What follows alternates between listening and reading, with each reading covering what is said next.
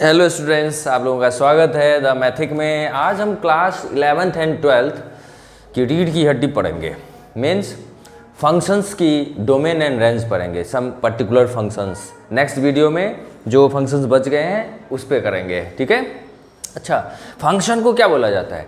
Mathematics का building block है वो, है ना। जैसे बिल्डिंग को बनाने में ब्लॉक की ज़रूरत पड़ती है ना, ईंट पे ईंट जोड़ के हम बिल्डिंग प्रिपेयर करते हैं, वैसे ही फंक्शन मैथमेटिक्स के निर्माण में यूजफुल है ना। विदाउट फंक्शन मैथमेटिक्स कुछ नहीं है। 10th तक तो बस कैलकुलेशन है ना, 11th ऑनवर्ड की बात कर रहा हूँ, ओके, जो कि फ्यूचर बेस्ड है। फ्यूचर में उसका यूज़ हमें दिखता है जब हम साइंस बैकग्राउंड साइंस से पढ़ते हैं। जब हम 12th के बाद इंजीनियरिंग फील्ड में जाते हैं, रिसर्च करते हैं, तो वहाँ हमें पता चलता है फंक्शन की क्या वैल्यू है, ठीक है, ओके। सो जैसे building block of mathematics function है, वैसे ही function without domain and range कुछ नहीं है ना। तो डोमेन एंड रेंज हम कुछ फंक्शंस के देख लेते हैं यहाँ पे। जैसा कि पहला फंक्शन यहाँ पे देख सकते हो, क्या है? Linear function. क्या है? यहाँ पे लीनियर फंक्शन है ना। लीनियर फंक्शन देखो, इसकी डोमेन क्या होगी, है ना। कोई भी पॉलिनोमियल फंक्शन हो ना, कोई भी टाइप हो पॉलिनोमियल फंक्शन का, तो उसकी डोमेन तो ऑलवेज होलारी होनी है, क्योंकि यहाँ पे कोई खतरा नहीं दिख रहा है। देख रहे हो, जो ये फंक्शन है ना, इस फंक्शन में x की प्लेस पे कोई भी रियल नंबर तुम पुट करोगे x की प्लेस पे, यहाँ a एंड b क्या है? आर्बिट्री कांस्टेंट्स हैं, ये कांस्टेंट्स हैं। यहाँ भी a b and c arbitrary constants हैं, यहाँ भी a b c d arbitrary constants हैं, ठीक है। अच्छा, ये लीनियर फंक्शन तभी बनेगा ना जब a x का जो कोफिशिएंट है ये जीरो ना हो। अगर ये जीरो हो गया ना, तो फिर क्या हो जाएगा? देखो, जो लीनियर बनाने वाला जो टर्म है वही गायब हो जाएगा, तो फिर ये लीनियर फंक्शन नहीं रह जाएगा, कांस्टेंट फंक्शन हो जाएगा, ठीक है। अच्छा, कांस्टेंट फंक्शन रह गया, इसमें लिखना है ना। कांस्टेंट फंक्शन कब बनेगा? जब x यहाँ जीरो हो जाए, that is f(x) = b। Constant function की भी domain whole R, whole real number, set of whole real numbers, ठीक है, क्योंकि वो भी पॉलिनोमियल है। तो यहाँ पे हमने ये तीनों पॉलिनोमियल लिखा हुआ है, ठीक है, ये तीनों पॉलिनोमियल लिखा हुआ है। सो पॉलिनोमियल फंक्शंस की डोमेन क्या हो जाएगी? Whole R. हम ऐसे लिख देते हैं, डायरेक्ट लिख देते हैं, होल आर। Got it? इसके ऊपर हमें कांस्टेंट फंक्शन लिखना था। कांस्टेंट फंक्शन की भी डोमेन होल आर होती है, क्योंकि वो भी पॉलिनोमियल है, ओके। रेंज की बात करें अगर इन तीनों की, तो रेंज देखो, रेंज जो लीनियर फंक्शन है, ये हम क्लास 9th-10th में भी पढ़ते थे ना। लीनियर इक्वेशन से इन टू वेरिएबल्स का ग्राफ कैसा होता था? स्ट्रेट लाइन होता था, है ना, स्ट्रेट लाइन होता था। तो होल रियल वाई एक्सिस को कवर कर लेता है वो, ठीक है। होल वाई एक्सिस को कवर कर लिया, इट मीन्स सो रेंज इसकी हो गई होल आर। क्वाड्रेटिक फंक्शन के केस में जरा देखो, क्वाड्रेटिक फंक्शन होल आर, इसकी रेंज नहीं होती है ना। क्वाड्रेटिक फंक्शन में जरा देखना, फंक्शन है ax² + bx + c, ठीक है। इसका अगर हम डेरिवेटिव लेते हैं ना, डेरिवेटिव लेने से डेरिवेटिव को जीरो के इक्वल करेंगे, उससे हमें क्या पता चलेगा? क्रिटिकल पॉइंट पता चल जाएगा, है ना, स्टेशनरी पॉइंट जहाँ पे ग्राफ टर्न लेगा, ठीक है। सो इसका डेरिवेटिव क्या आ जाएगा? 2ax + b, ओके, इसके इक्वल में जीरो डाल दो। So this implies x = -b/2a, ठीक है। सो x = -b/2a पे क्या होगा? इस फंक्शन क्वाड्रेटिक फंक्शन का जो ग्राफ है ना, टर्न लेगा, इधर ऊपर की तरफ टर्न लेगा या फिर यहाँ से नीचे टर्न लेगा। Got it?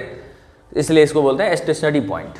क्या बोलते हैं? स्टेशनरी पॉइंट, है ना। इस पॉइंट के इर्द गिर्द, इसके नेबरहुड में, इसके नेबर में फंक्शन की वैल्यू चेंज नहीं होती है, फंक्शन की वैल्यू चेंज नहीं होती है, इसलिए वहाँ पे क्या है? वहाँ पे डेरिवेटिव जीरो ले लेते हैं, तो x हमें पता चल जाता है। तो इस पॉइंट, अगर देखो फंक्शन, अगर देखो ग्राफ ऊपर की तरफ है ना, तो यहाँ से इन्फिनिटी इसकी रेंज हो जाएगी। अगर ग्राफ नीचे को टर्न हो गया है, नीचे की तरफ ओपन है, इसका क्या मतलब है? इसका मतलब है कि -∞ से -b/2a तक क्लोज इंटरवल इस पे रेंज होगी, ओके। सो रेंज हम यहाँ पे लिख लें, देखो दोनों केस हैंडल कर लेते हैं। ये कब बनेगा? ये कब बनेगा? देखो, जब जो कोफिशिएंट a है ना, क्वाड्रेटिक पॉलिनोमियल में लीडिंग टर्म का जो कोफिशिएंट है ना, वो क्या हो? Greater than 0। और ये कब बनेगा? डाउनवर्ड। डाउनवर्ड कैसे होगा? जब a क्या हो जाए? <0 हो जाए, ठीक है। तो इसी फैक्ट को यहाँ पे हम लिख लेते हैं। तो इसकी रेंज क्या हो जाएगी? इसकी रेंज हो जाएगी, देखो, क्लोज इंटरवल -b/2a, इन्फिनिटी। किस केस में? जब a ग्रेटर देन 0 हो जाए। Got it? क्योंकि parabola open upward. Next case, जब a क्या हो जाए? <0, तो उस केस में क्या हो जाएगा? देखो, पैराबोला ओपन्स डाउनवर्ड। तो डाउनवर्ड जब ओपन होगा ना तो ये माइनस इन्फिनिटी की तरफ टेंड करेगा ना, देखो ये माइनस इन्फिनिटी, यहाँ ये ऊपर जा रहा है प्लस इन्फिनिटी की तरफ, डाउनवर्ड हो रहा है, माइनस इन्फिनिटी की तरफ टेंड कर रहा है। ओके, सो माइनस इन्फिनिटी से आएगा कहाँ तक, माइनस बी बाय 2a तक। माइनस इन्फिनिटी ओपन ही रहता है, माइनस इन्फिनिटी पे ओपन ही रहेगा क्योंकि माइनस इन्फिनिटी कोई नंबर है नहीं, हमें पता नहीं है। माइनस बी बाई 2a पे क्लोज रहे। Now will see the domain and range of cubic function. So cubic function की डोमेन तो हमने ऑलरेडी यहाँ पे लिख लिया है, ओके, होल आर, क्योंकि पॉलिनोमियल फंक्शन है। रेंज की बात करें तो रेंज में देखो इसका जो ग्राफ होता है ना, कैसे होता है, ये यहाँ पे कोई भी रियल नंबर पुट करोगे ना एस की प्लेस पे, तो वाई की वैल्यू जो है ना रियल नंबर ही मिलेगी, इधर नेगेटिव और पॉजिटिव और जीरो। ओके, सो ये भी क्या आ जाएगा, होल आर आ जाएगा। इसका अगर ग्राफ बनाओगे तो इसका ग्राफ कुछ इस तरह से हो जाएगा, या फिर ऐसा हो सकता है कि ऐसे आके ऐसे चला जाए, या फिर ऐसे आ सकता है यहाँ से आए यहाँ से चले जाए। Got it? तो होल रियल नंबर को कंटेन कर रहा है, देखो वाई एक्सिस को पूरा कवर कर रहा है ये, है ना, तो वाई एक्सिस को पूरा कवर कर रहा है, दैट्स व्हाई क्यूबिक पॉलिनोमियल की रेंज होल आर हो जाएगी। Got it? अब आ जाओ रेसिप्रोकल फंक्शन। अब हम रेसिप्रोकल फंक्शन को हैंडल करते हैं। तो रेसिप्रोकल फंक्शन में देखो क्या है, इसका ग्राफ कैसा होता है, ग्राफ अगर बनाने की कोशिश करोगे ना तो इसका ग्राफ ऐसे होगा कुछ, है ना, ऐसे। रेसिप्रोकल फंक्शन जो है ना, इसको हम यहीं पे अगर f(x) की प्लेस पे y डाल दें तो y = 1/x आ जाएगा। So this implies, cross multiply करो, x × y = 1 आ जाएगा ना। So this is known as rectangular hyperbola, parabola नहीं, हाइपरबोला, ठीक है। So this is rectangular hyperbola. Got it? तो इसकी डोमेन क्या होगी, डोमेन हम कैसे पता करते हैं, एक्स एक्सिस को जितना कवर करेगा ना ग्राफ, वही हमें डोमेन निकल आएगी। ओके, तो एक्स एक्सिस को कितना कवर कर रहा है, देखो जीरो छोड़ के सारा ही कवर कर रहा है। ये देखो पूरा एक्स एक्सिस को, पॉजिटिव एक्स एक्सिस कवर कर रहा है, ये नेगेटिव एक्स एक्सिस को कवर कर रहा है, बस जीरो को छोड़ के, है ना। सो यहाँ पे हम क्या लिखें, इसकी डोमेन क्या हो जाएगी, whole R minus zero, whole R minus zero, zero का सेट बना के, क्योंकि ये भी सेट है, सेट में से सेट ही माइनस होगा। Got it? अच्छा, इसकी रेंज क्या हो जाएगी, अब देखो रेंज के लिए हम क्या करते हैं, वाई एक्सिस को कितना कवर कर रहा है, तो वाई एक्सिस को भी कितना कवर कर रहा है, होल रियल वाई एक्सिस को कवर कर रहा है, देख रहे हो, बस जीरो को छोड़ के। तो यहाँ भी हम क्या लिख लें, capital R, set of real numbers minus zero. यहाँ से भी तुम देख सकते हो ना, डोमेन, डोमेन किसको बोलते हैं, एक्स के कौन सी values, collection of all those values for which function is defined. तो यहाँ पे अगर हम x की वैल्यू जीरो डाल देना यहाँ पे, तो फंक्शन डिफाइंड ही नहीं होगा, 1/0 आ जाएगा ना, तो फंक्शन डिफाइंड नहीं होगा। So that's why set of all real numbers में से क्या करो, जीरो माइनस कर लो। Got it?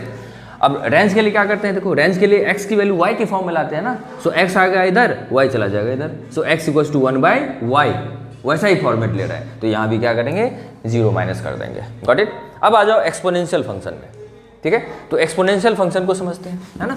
एक्सपोनेंशियल फंक्शन में देखो बेस में क्या है, जो पहला फंक्शन हमने लिया हुआ ना एक्सपोनेंशियल में, ये दोनों ही एक्सपोनेंशियल फंक्शंस हैं, ठीक है, ये दोनों ही यहाँ पे एक्सपोनेंशियल फंक्शंस हैं, ठीक है ना।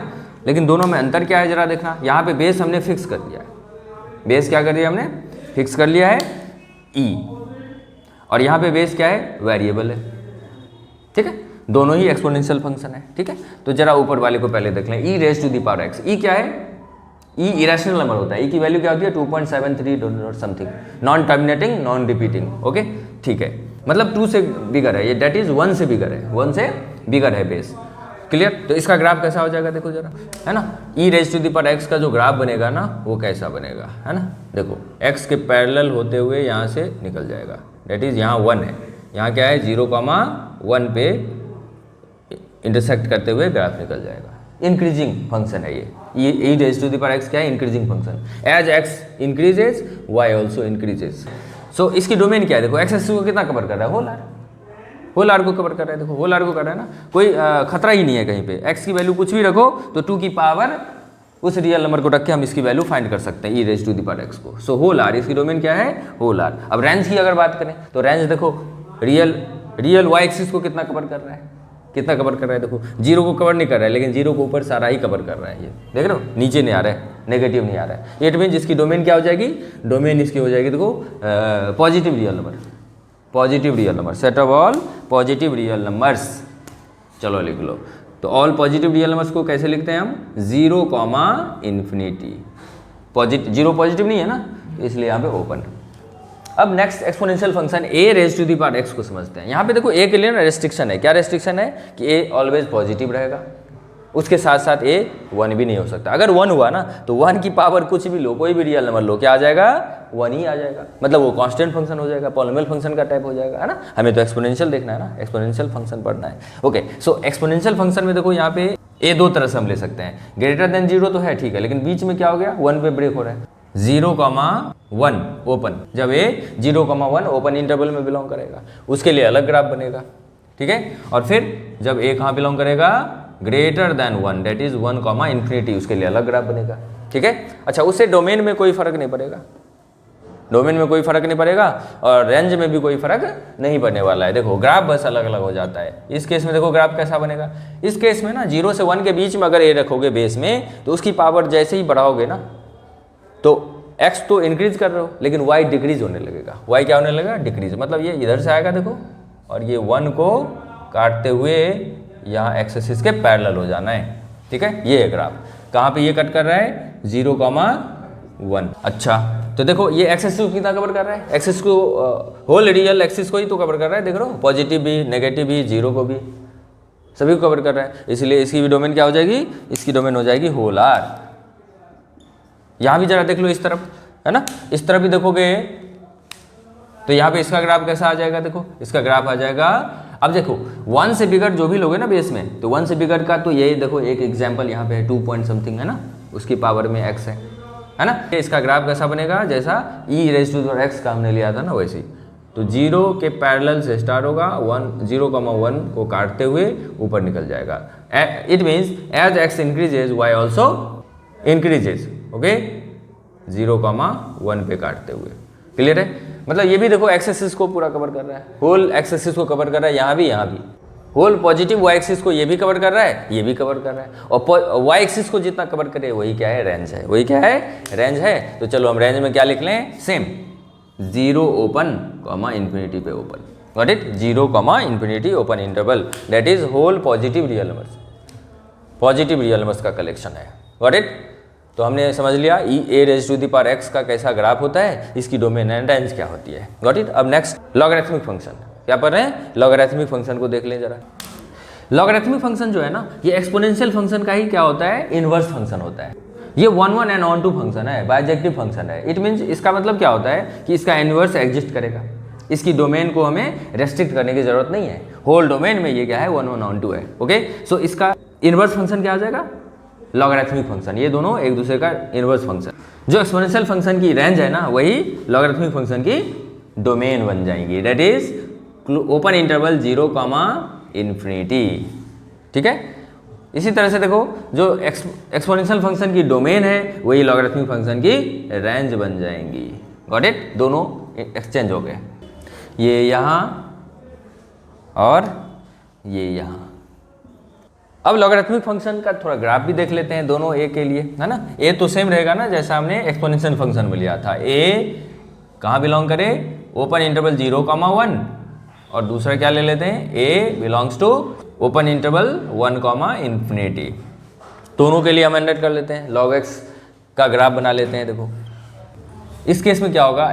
देखो अगर हम यहाँ पे बेस में 0 से 1 के बीच एक ही वैल्यू रखते हैं, इट मीन्स क्या रहेगा? प्रॉपर फ्रैक्शन रहेगा ना।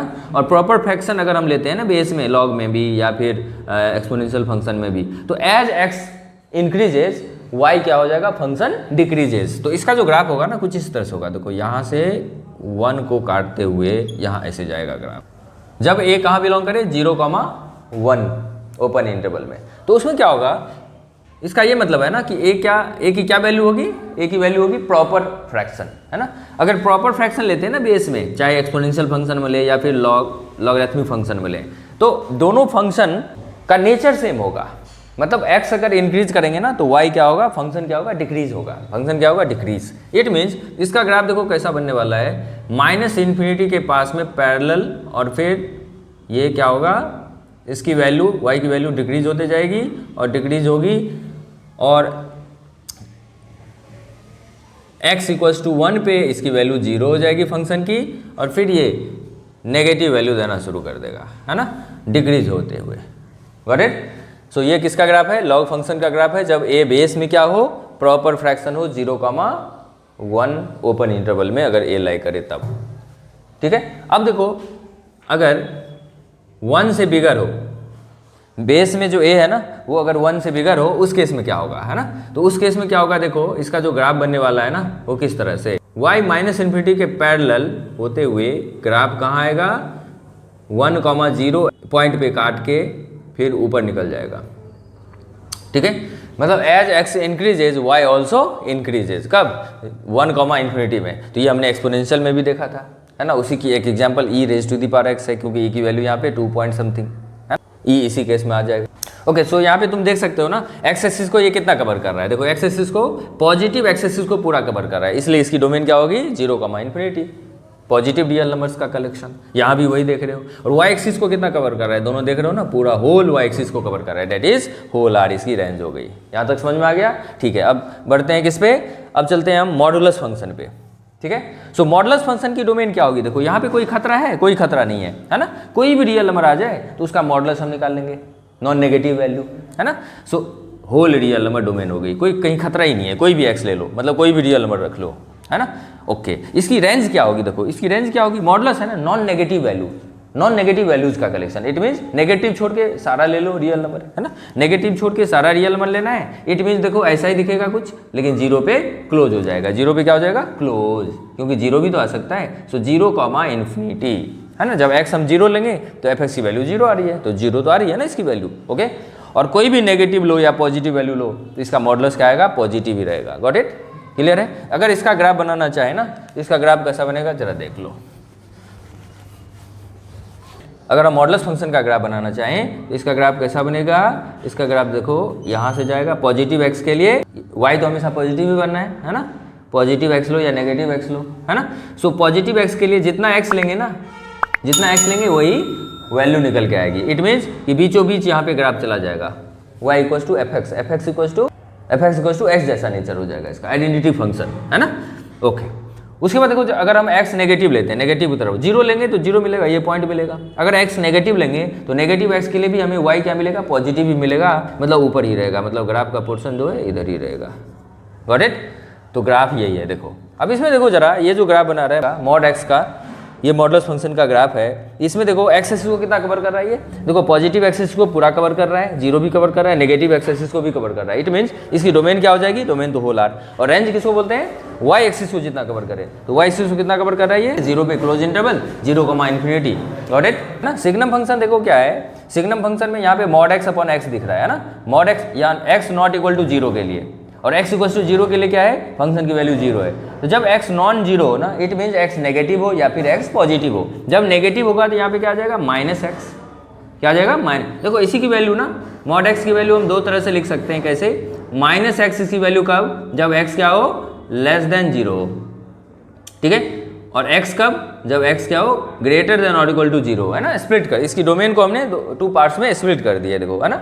और दोनों पार्ट में फंक्शन का नेचर अलग है ना, देख रहे हो। ओके, इसी तरह से देखो यहाँ पे अगर सब्स्टिट्यूट करेंगे ना, जब x लेस देन 0 हो तो उस केस में क्या लिखेंगे यहाँ पे, -x, तो -x एंड x दोनों कट के 1 बन जाएगा, फिर -1 बन जाएगा, ठीक है। और जब x ग्रेटर देन 0 का केस लेंगे, इक्वल टू 0 का तो अलग है, ग्रेटर देन 0 का लेंगे तो उस केस में क्या आ जाएगा, ये x upon x that is 1 आ जाएगा कट के। Got it. तो इसको इस तरह से हम लिख सकते हैं, देखो fx इक्वल्स टू, है ना, fx इक्वल्स टू, देखो जब x less than 0, x less than जब 0, है ना, तो लेस देन 0 तो -x आ जाएगा मॉड x की प्लेस पे, सो -x अपॉन x क्या आ जाएगा, -1 आ जाएगा। Got it. और x जब 0 हो जाए तो उस केस में अलग से फंक्शन को डिफाइन किया गया है 0, है ना। और जब x ग्रेटर देन 0 तो इसी में आएगा ना, ग्रेटर देन 0, और ग्रेटर देन 0 के लिए हमने मॉडुलस फंक्शन पढ़ा हुआ है कि जो अंदर है वही बाहर आंसर, है ना। सो x upon x that is क्या आ जाएगा, 1। Got it. So x greater than 0 के लिए फंक्शन की वैल्यू 1 मिल रही है। अब जरा देखना, फंक्शन की 3 ही वैल्यू जो पॉसिबल है, -1, 0 एंड 1, तो यहां से हमें पता चल रहा है कि फंक्शन की रेंज क्या हो रही है, बोलो, सेट ऑफ 3 एलिमेंट्स -1, 0 एंड 1। तो चलो यहाँ पे लिख लें, हम रेंज को पहले ही लिख लेते हैं, ठीक है। तो रेंज में देखो यहाँ क्या लिखने वाले हैं, फाइनाइट सेट, और फाइनाइट सेट में -1, 0, 1, ओनली 3 एलिमेंट्स। इससे ऊपर जो भी हमने देखा है ना, इसमें देखो क्या है, इंटरवल के फॉर्म में, और इंटरवल क्या है, इनफाइनाइट सेट की एग्जांपल। इसकी डोमेन क्या हो जाएगी, देखो डोमेन तो होल आर है ना, देखो होल आर के लिए डिफाइंड है, नेगेटिव एक्स के लिए यहाँ डिफाइंड है फंक्शन, 0 के लिए यहाँ डिफाइंड है, पॉजिटिव एक्स के लिए यहाँ डिफाइंड है, मतलब होल आर तो आ ही रहे हैं ना डोमेन में, मतलब एक्स की वैल्यूज पॉसिबल वैल्यूज, तो इसको क्या लिख लें हम, होल, इसको लिख लें whole R, got it, whole R. अब हम फ्लोट फंक्शन पे चलते हैं। फ्लोट फंक्शन का अनदर नेम भी है, क्या है, greatest integer function, okay. And यहाँ पे देखो ceiling function, smallest integer function, got it. अच्छा, यहाँ पे एक फ्रैक्शनल पार्ट फंक्शन भी होता है, जगह नहीं है, हम नेक्स्ट वीडियो में करेंगे उसे, okay. So let us see the graph of this function. Here is floor function, है ना। फ्लोट फंक्शन देखो F X equals to box में एक्स दिख रहा है ना। दूसरा भी नोटेशन है इसका, इस तरह से फ्लोट फंक्शन है ना, फ्लोट फंक्शन है, इट मीन्स हमें फ्लोट पता है, फ्लोट पता है ना, फ्लोट पे क्लोज लगाएंगे, नीचे से क्लोज लगाएंगे, ठीक है, नीचे पे क्लोज लगाएंगे, लेकिन ऊपर क्या है, देखो ऊपर में ओपन है, गॉट इट। और सीलिंग फंक्शन में क्या होता है, देखो ऊपर में क्या होता है, ऊपर में हमें पता होता है ना, सीलिंग जिससे कोई चीज लटक रही है ना, वो तो फिक्स है ना, भीतरी जो छत है वो तो फिक्स है ना, इसीलिए इस पे क्या है, क्लोज्ड है, देखो ऊपर से क्लोज्ड है, लेकिन अंदर कुछ चीजें लटक रही है नीचे से, फिर उसके लिए कोई तो सरफेस है नहीं, उसके लिए कोई सरफेस है नहीं, इसलिए यहाँ पे क्या है, ओपन है, गॉट इट। इसलिए सिंबल्स इस तरह से बने हुए हैं इसके, गॉट इट, ओके। सो पहले फ्लोट फंक्शन को देख लें, ऐसे लिखें, या फिर ऊपर से ओपन, नीचे से क्लोज। यहाँ पे बेस पता है तुम्हें, इस फंक्शन की बेस हमें पता है, लेकिन टॉप नहीं पता है, गॉट इट, ओके। सो इसका ग्राफ कैसा हो जाएगा, जरा देखो, इसका जो ग्राफ होगा ना कुछ इस तरह से, देखो बेस हमें पता है, 0 से 1 पे आ जाओ, है ना, 0 से 1 पे, 1 पे क्या रहेगा, ओपन, ठीक है। और जैसे ही 2 पे जाओगे, 1 to 2, तो 1 पे ये जंप करके कहाँ चला जाएगा, 1 पे, कहाँ चला जाएगा, 1 पे, और 1 से 2 पे आ जाओ, 2 पे फिर ओपन, और फिर 2 पे जंप करके कहाँ चला जाएगा, ये 2 पे चला जाएगा, और 2 से कहाँ, 3 तक, 3 पे ओपन, गॉट इट। इस तरह से चलते रहेगा। और अगर नेगेटिव एक्स के लिए जरा देखें, तो नेगेटिव एक्स में देखो 0 पे तो 0 आया है ना, तो 0 पे यहाँ पे देखो ओपन ले लो, और -1 तक, ये देखो इसके पैरेलल, एक्स एक्सिस के पैरेलल, और -1 पे क्लोज हो जाएगा। फिर -2 पे देखो, -2 पे फंक्शन की वैल्यू क्या हो जाएगी, -2 हो जाएगी, है ना। और -2 से जैसे ही इंक्रीज वैल्यू करेंगे, तो इसकी वैल्यू देखो -2 ही रहेगी, कब तक, -1 से पहले तक, -1 पे इसकी वैल्यू -1 हो जाएगी ना, गॉट इट। तो इस तरह से ग्राफ इस तरह से बनेगा फ्लोट फंक्शन का, ठीक है ना। अब देखो जरा फ्लोट फंक्शन में एक्स एक्सिस को कितना कवर कर रहा है, एक्स एक्सिस को तो होल एक्स एक्सिस को कवर कर रहा है। यहाँ पे कोई भी रियल नंबर रख लो तो ग्रेटेस्ट इंटीजर फंक्शन की वैल्यू निकल आएगी, है ना, ग्रेटेस्ट इंटीजर लेस देन और equal to this real number, जो भी रखेंगे वहाँ पे निकल के आ जाएगी, ठीक है। तो इसकी डोमेन क्या बन रही है, डोमेन तो होल आर ही आ रही है, इसकी डोमेन तो होल आर ही आ रही है, गॉट इट। रेंज क्या आ रही है, जरा देखो, रेंज क्या है, फंक्शन की जो वैल्यूज आएंगे उनका कलेक्शन, इमेजेस का कलेक्शन। तो इमेज यहाँ पे क्या क्या मिल रही है, जरा देखो, इमेज मतलब वाई एक्सिस को कितना कवर कर रहा है, तो देखो जरा, ये जो यहाँ से यहाँ तक पार्ट है ना फंक्शन का, ये किसको कवर कर रहा है, 0 को। यहाँ से यहाँ तक जो पार्ट है ये किसको, 1 को कवर कर रहा है। यहाँ से यहाँ तक जो पार्ट है ये 2 को कवर कर रहा है ना, मतलब केवल इंटीजर को ही कवर कर रहा है, मतलब ऑल इंटीजर्स, मतलब क्या, ऑल इंटीजर्स। यहाँ पे क्या लिख लेंगे, set of all integers, z। अब आ जाओ सीलिंग फंक्शन पे। तो सीलिंग फंक्शन में क्या है, देखो नीचे से ओपन है, ऊपर से क्लोज है, देखो यहाँ पे पता होगा, तो इसको क्या कर दो, इसको बोल्ड कर देते हैं, और इसको क्या कर देते हैं, ओपन, इसी में बना दिया हमने, है ना। इसको बोल्ड कर देते हैं, इसको कर देते हैं ओपन, यहाँ पे बोल्ड कर देते हैं, यहाँ पे कर देंगे ओपन, यहाँ पे बोल्ड कर देंगे, यहाँ पे कर देंगे ओपन, ठीक है। मेरे पास तो चलो डायग्राम बना हुआ था, तो मैंने इसी में कर दिया काम, ठीक है। और ये किसके लिए हो जाएगा, फिर देखो ऊपर से क्लोज है ना, नीचे से ओपन है, नीचे से ओपन है, ऊपर से क्लोज है, इसका एक ही सिंबल होता है, यहीं पे कर लेते हैं, इसको मिटा दो, okay. So this is ceiling function. तो इस केस में भी देख सकते हो, यहाँ पे कोई भी रियल नंबर रख लो ना, उसके लिए फंक्शन डिफाइंड है। तो यहाँ भी हम क्या लिख लेंगे, होल आर, क्या लिख लेंगे, होल आर। और इसकी रेंज क्या हो जाएगी, रेंज भी वैसे ही, सेट ऑफ ऑल इंटीजर्स, है ना, set of all integers, Z, same, okay. So यहाँ तक हमने देख लिया कुछ स्पेशल कुछ पर्टिकुलर फंक्शंस की डोमेन एंड रेंज देख ली, ओके। उसका ग्राफ भी हमने देख लिया। अब नेक्स्ट क्लास में हम क्या पढ़ेंगे, जो फंक्शंस बचे हुए हैं ना, जैसे इसमें फ्रैक्शनल पार्ट फंक्शन बचा हुआ है, उसके बाद ट्रिग्नोमेट्रिक फंक्शंस बचे हुए हैं, इनवर्स ट्रिग्नोमेट्रिक फंक्शंस बचे हुए हैं, उन सबको हम देखेंगे 1 by 1 नेक्स्ट क्लास में।